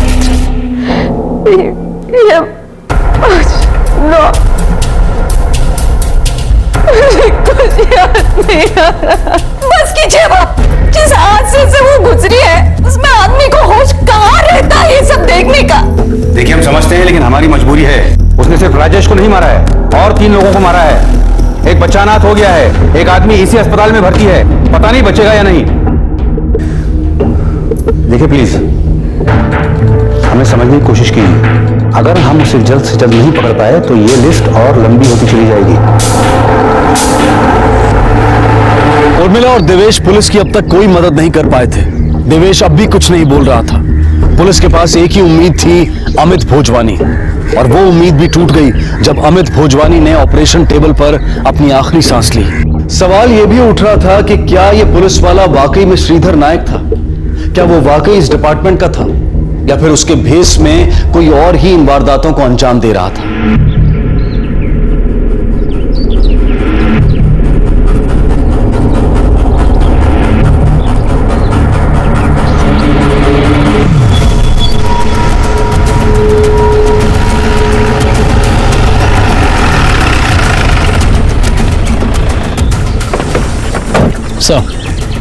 सर कांस्टेबल नाइक की लाश। सर ये वही आदमी है जिसने इसे पहली बार नोटिस किया था।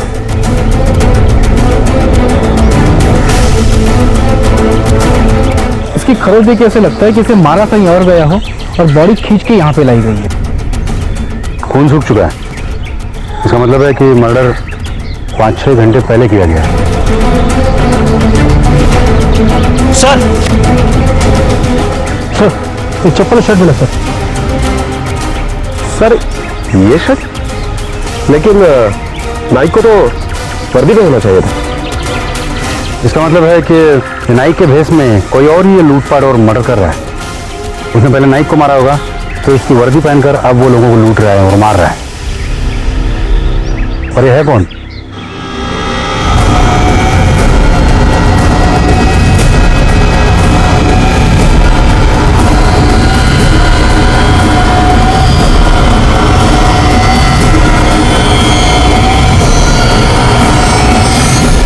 कांस्टेबल नायक, जो अपनी मरती हुई मां को बचाना चाहता था, आज खुद मौत की नींद सो गया था। पुलिस जिस केस को सॉल्व किया हुआ समझ रही थी, वो और पेचीदा हो गया था, क्योंकि जो शक नायक पर था, अब वो एक अनजान, उसी अंधेरे के बीच ना दिखाई देने वाले चेहरे पर जा टिका था। कौन हो सकता था ये, जिसने ना सिर्फ लोगों की जान ली थी, पैसा लूटा था, बल्कि उसने उर्मिला के साथ बलात्कार भी किया था। पुलिस के पास कोई सुराग नहीं था। जो केस नायक के हाथ लगने से सॉल्व होता हुआ दिखाई दे रहा था, उसके सारे सिरे अब खो चुके थे।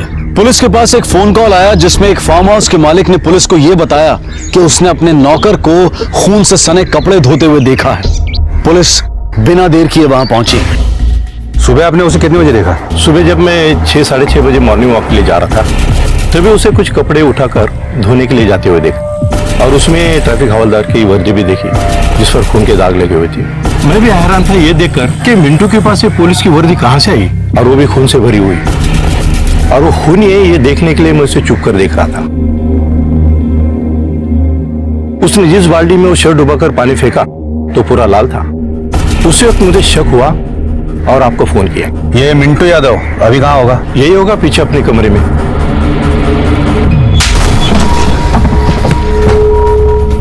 साहब मैं सच कह रहा हूँ साहब, मैंने किसी को नहीं मारा साहब। ये बता, पूरी रात कहाँ था तू? साहब मैं अपने कमरे में सो रहा था। ढाबे से वापस आने के लिए कितने बजे निकला था? साहब कल मेरी तबीयत खराब थी, ढाबे पे आके मैं सो गया था साहब, और मैंने ढाबा 10 बजे छोड़ दिया था साहब। उसके बाद तूने खून किए? नहीं साहब, मैंने खून नहीं किया साहब। ये वर्दी तेरे पास कहाँ से आई? इसे तूने ही धो के सुखाया है ना? हाँ साहब, मैंने अभी थोड़ी देर पहले ही धो के सुखाई है। सच बता, इस वर्दी में जो खून लगा था वो किसका था जिसे तूने धो दिया है? मालूम नहीं साहब, उसने मुझे बताया नहीं। उसने किसने? शेख ने साहब, उसने मुझे वर्दी दी थी धोने को। शेख? कौन है शेख? साहब, जिस ढाबे में मैं काम करता हूँ वो भी उसी ढाबे में काम करता है, और आज सुबह ही उसने मुझे वर्दी दी थी धोने को।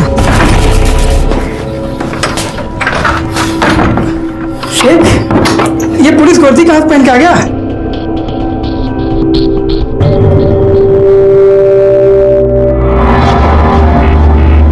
यार, इसमें खून लगा हुआ यार। अरे बहुत सही रास्ता ढूंढा मैंने पैसा कमाने का, समझा? अब कोई टेंशन नहीं है लाइफ में। तू बस एक काम कर, ये वर्दी ना अच्छी से साफ करके रख दे, मैं आकर बाद में लेता हूँ तेरे से। क्या बोल रहा है यार? क्या करके आया तू? ज्यादा चूचपड़ा मत कर, समझा? जितना बोल रहा हूँ उतना सुन। बहुत मोटा माल छापा है मैंने, ये देख। एक काम कर, तू रख। हम ये कैसे मान ले कि ये सच है? ये भी हो सकता है कि तू हमारा ध्यान भटकाने के लिए ये कहानी बक रहा है। आप जीना से पूछ सकते हैं साहब, वो आपको सारी सच्चाई बता देगी। ये ले, ये सब तेरे लिए है। देख, अब तुम मेरे को नखरे भी दिखाएगी ना, कभी ना नहीं बोलेगी ना। शेख, इतना जेवर, इतना पैसा किधर से लाया तू? अरे डाका डाला मैंने तेरे लिए। क्या? देख अभी सब छोड़ना, ऐसा मैं रोल ला के दूंगा, समझे? जरा पास आ कलेजे के, ताकि थोड़ा ठंडक पड़ जाए मेरे जान। बहुत हो गया, ये माल पूरा नहीं है, पहले माल पूरा कर। अरे मैं इसको पूरा कर देगा ना, बोलता है मैं। तू पहले आधा काम तो कर। ऐसे नहीं चलेगा, पहले ये माल पूरा दे और फिर ये माल ले। देख जीनत, ऐसा मत बोल। देख जीनत, कितना प्यार करता है। तो काम पे जाने का, चल अब निकल तू। जीनत, निकल, मुझे काम पे जाने का, चल। अरे जीनत, देख ऐसे नहीं कर सकती। चल चल चल, निकल यहाँ से। सुना, जीनत, जीनत, अरे ऐसा मत कर रही। कितना भाव खा रही है तू?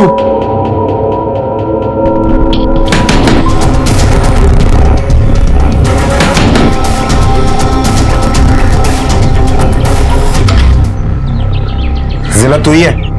जी साहब, मैं ही है। शेख कहाँ है? वो आकर भी गया साहब। कब गया? अभी आपके आने से पहले। कोई फोटो है उसकी? जी साहब, मोबाइल में। जल्दी से लेके आओ।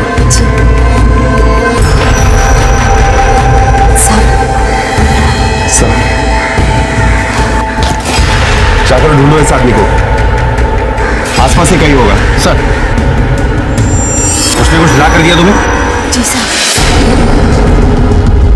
साहब, वो मेरे को बोला कि मेरे वास्ते डाका डाला, मुझे लगा कि मजाक किया। सिर्फ डाका नहीं डाला, 5 लोगों का खून किया उसने, और तुम्हें मजाक लग रहा है? इतने सारे पैसे, इतने सारे गहने कहां से आए उसके पास एक रात में?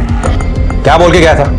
यहां से कहां जाने वाला है? अभी उसके ढाबे पे जाने का टाइम हुआ है। सर, वो अभी तक आया नहीं, और अगर आ भी गया तो बॉस के ऑर्डर्स है कि उसे नौकरी से निकाल दो। हर दूसरे दिन गायब रहता है सर। कल वो कितने बजे आया था ढाबे पर? कल तो वो आया ही नहीं था सर। वीकेंड्स पे बिजनेस होता है, 150 मुर्गियां अंदर पड़ी है, उसने एक भी नहीं काटी। ये शेख जब काम पर नहीं आता है तब किसी को पता होता है कि वो कहाँ जाता है? कहाँ जाएगा सर, 1 नंबर का गंजेड़ी है, गांजा पीने ही जाता है। चल निकल, चल। सही बना रहे।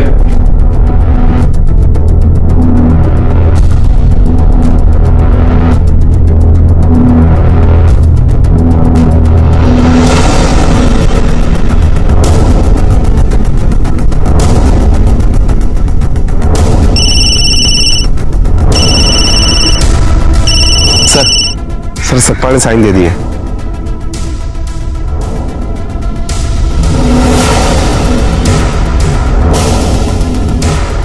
आ गया, चल वट ले, और उधर नहीं चलेगा, पहले का तेरा बहुत बाकी है। चल चल निकल, चल। यार कितना रोता रहता है, कितना बाकी है तेरा?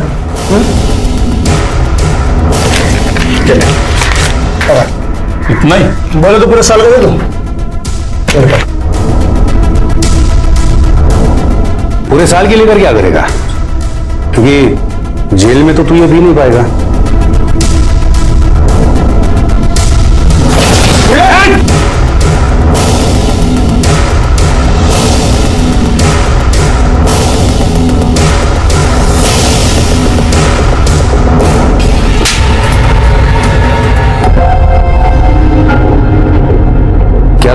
आदमी को पहचानते हो?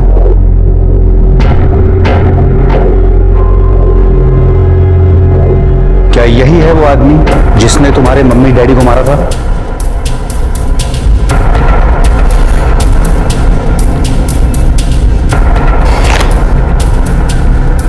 क्या यही है वो?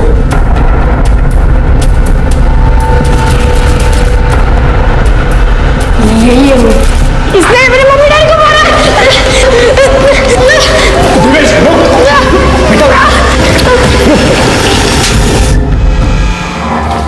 चल चल, अब शुरू से बता, इतने लोगों को क्यों मारा तूने? साहब जो कुछ भी किया वो जीनत का वास्ते किया साहब। बहुत प्यार करता हूं साहब उसको। मैरिज बनाने का था मेरे को उसके साथ, पर मेरे पास पैसा नहीं था तो मेरे को फुटने को बोली साहब। चल रे, मैं तुझ जैसे कंगाल से काई को शादी बनाऊं? क्या? एक कौन बोला तेरे को मैं कंगाल हूं? हाँ, अरे नौकरी है मेरी, अच्छा खासा कमाता हूं, हर महीने पगार आती है मेरी। तो हंस रही है। शेख, तू जितना महीने भर में कमाता है ना, उससे मेरा एक दिन का भी गुजारा नहीं होगा। अच्छा, कितना चाहिए तेरे को? तू मुझे 1 लाख रुपए ला कर दे, फिर बात करना। कहां से लाऊंगा मैं 1 लाख रुपए? सीनत चाहिए ना, तो इतना तो करना ही पड़ेगा, वरना बहुत लंबी लाइन है मेरे चाहने वालों की। और वैसे भी तू नहीं लाएगा तो कोई और ले आएगा। वो तेरा दोस्त है ना मिंटू, वो भी लाइन में खड़ा है मेरे। मिंटू, देख तू सिर्फ मेरी है, समझी तू? तेरे को पैसा मांगता है ना, मैं लाएगा, किधर से भी लाएगा, मैं लाएगा। एक औरत को पाने के चक्कर में तूने इतने लोगों को मारा?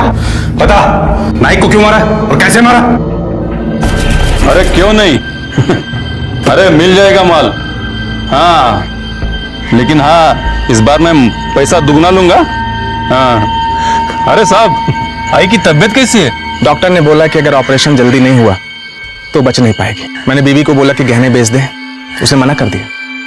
मैंने भी कहा कि मैं जमा कर लूंगा, हाईवे पे गाड़ी रुका के 500,000 करके हो जाएगा। क्या है ना कि प्राइवेट गाड़ियां जो भी हाईवे पे जाती हैं उनके पास अच्छा खासा पैसा होता है, हो जाएगा। लाना, मुझे जल्दी जाना है ड्यूटी पे, रात भर जागना मेरा। चलो। अरे हो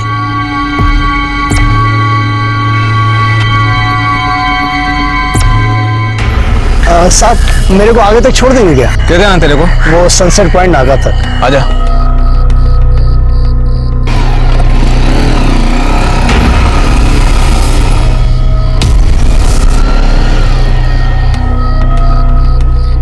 क्या हुआ सर? 1 मिनट उतरना, मैं पेशाब करके आता हूं।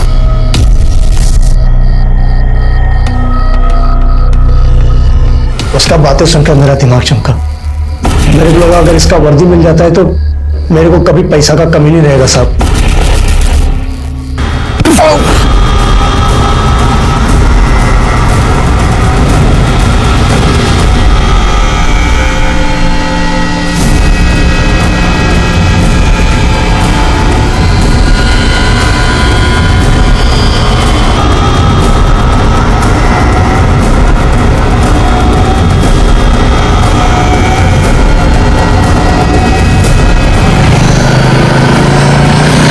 उसके बाद साहब जो भी प्राइवेट गाड़ी उस पुराना हाईवे पे आया ना, मैं सबको मार दिया और गहना जेवर पैसा सब लूट लिया साहब।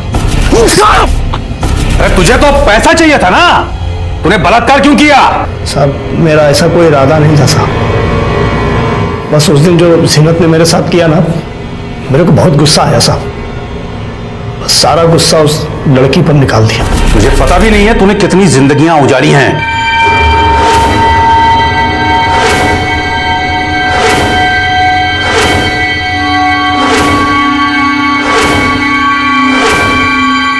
सिर्फ यही अदालत नहीं, खुदा की अदालत में भी तू गुनहगार पाया जाएगा। तुझ पे कोई रहम नहीं करेगा। कहते हैं कि सच्ची मोहब्बत इंसान को भगवान के करीब ले जाती है, लेकिन ये कैसी मोहब्बत थी जिसने इंसान को वैशी दरिंदा बना दिया था? ये मोहब्बत थी या पागलपन? उर्मिला से ना सिर्फ उसके आने वाले शादीशुदा जिंदगी के सपने छीन लिए गए, बल्कि उसे भयंकर यादों के साथ जीने के लिए भी छोड़ दिया गया। 10 साल की उम्र में देवेश को अपने माँ बाप को अपनी आंखों के सामने मरते हुए देखना पड़ा। ये छाप शायद उसके दिमाग से कभी नहीं मिट पाएगी। चंद घंटों में वो अनाथ हो गया था। नायक की माँ भी इलाज के अभाव में चल बसी। एक शैतान ने अपनी जिद को मोहब्बत का चोला पहनाया और दहशत का खेल खेला। अदालत ने शेख को इन सभी हत्याओं के लिए आईपीसी की धारा 302 के तहत और उर्मिला के साथ बलात्कार करने के लिए धारा 376 के तहत फांसी की सजा सुनाई। अब मैं अनूप सोनी आपसे विदा लेता हूं। फिर मुलाकात होगी अगले एपिसोड में एक और चौंका देने वाले केस के साथ। तब तक अपना और अपने परिवार का ख्याल रखें और देखते रहें क्राइम पेट्रोल डायल 100। सबक एक को सीख हम सबको। जय हिंद। इस तरह के और भी एपिसोड देखने के लिए हमारे चैनल को सब्सक्राइब करें और बेल आइकन दबाना ना भूलें।